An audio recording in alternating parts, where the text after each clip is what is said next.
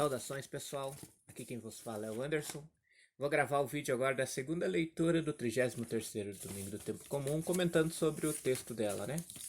Então vamos lá aqui, né, ó.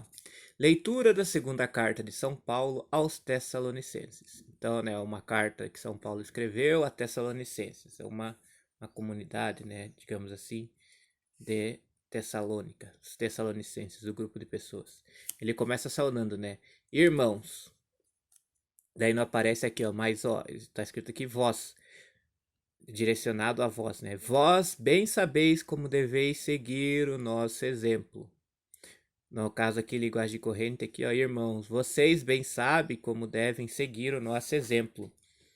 Daí, ó, pois não temos vivido entre vós na ociosidade. Pois a gente, né, a gente não vive entre vocês desocupados. Essa ociosidade aqui, o ócio significa a não realização de nada, né? A, não realizar nada mesmo, né? Ó. Então vamos lá aqui, ó. Irmãos, bem sabeis como deveis seguir o nosso exemplo, pois não temos vivido entre vós na ociosidade. Ó. Daí ele continua assim, ó. De ninguém recebemos de graça o pão que comemos, né? Ó. Pelo contrário, trabalhamos com esforço e cansaço, de dia e de noite, para não sermos pesados a ninguém. Ou seja, aqui, né, ele começa aqui falando aqui, né, que ó, eles não vivem sem fazer nada, né? Ó. E daí de ninguém recebemos de graça o pão que comemos, uma declaração, né? Ele declara que não recebe o pão, ó, que pelo contrário, ele trabalha, né? Eles, né, o grupo, a comunidade, ele trabalha com esforço para não sermos pesados a ninguém, né? Para não ser pesado para ninguém, para não dar despesa para ninguém, né? Mas não é, a despesa não é bem a palavra que mais se encaixa aqui, mas é que ele não vive à custa de ninguém, né? Ele vive à custas do seu trabalho, né? Ó, não que não tivéssemos o direito de fazê-lo. Esse não que não tivéssemos o direito de fazê-lo, aqui, né, assim ele fala assim, ó, não, é, se quiséssemos até poderíamos fazê-lo, né? Aqui, ó. Ele diz assim: nós até temos o direito de fazê-lo, de ficar na ociosidade e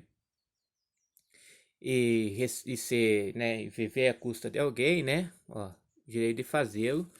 Mas queríamos apresentar-nos, né? O grupo de Paulo ali, ó. O nosso grupo quer apresentar-nos, né? Mas queríamos apresentar-nos como exemplo a ser imitado, né?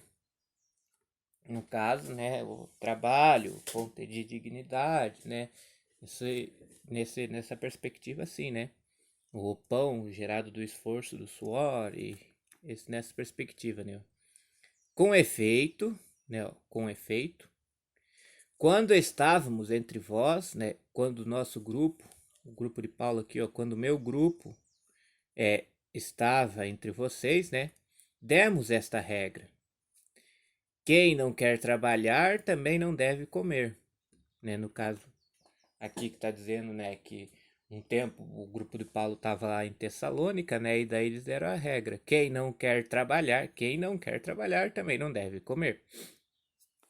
Aqui, ó. Daí ele continua: ora, ouvimos dizer que entre vocês, existem algumas pessoas que vivem à toa, né, ó, muito ocupados em não fazer nada. Olha, ele diz ali que ouviu, né, que entre os tessalônicos lá havia pessoas, né, que viviam na ociosidade, né? Aqui, ó. Em nome do Senhor Jesus Cristo, ó, ordenamos e eles dão a ordem e exortam.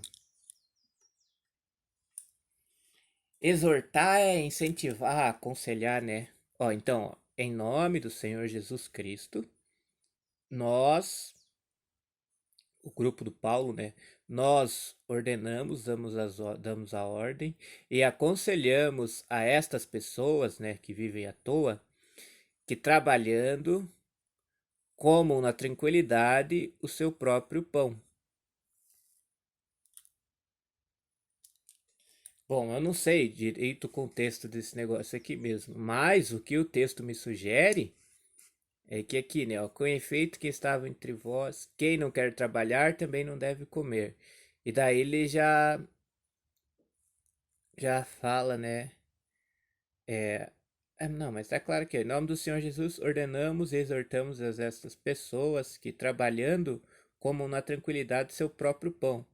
É que não se sintam excluídas, né, assim, no caso da sociedade e tal, né, da produtividade lá deles, né.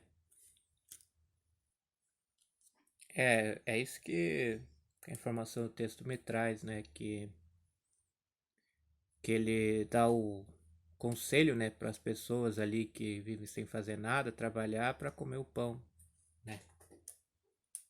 Eu creio que é isso aí. Então, né, aqui ó, leitura da segunda carta de São Paulo aos Tessalonicenses. Irmãos, bem sabeis como deveis seguir o nosso exemplo, pois não temos vivido entre vós na ociosidade. De ninguém recebemos de graça o pão que comemos. Pelo contrário, trabalhamos com esforço e cansaço de dia e de noite para não sermos pesados a ninguém.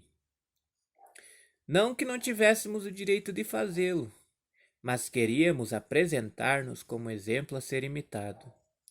Com efeito, quando estávamos entre vós, demos esta regra: quem não quer trabalhar também não deve comer. Ora, ouvimos dizer que entre vós há alguns que vivem à toa, muito ocupados em não fazer nada.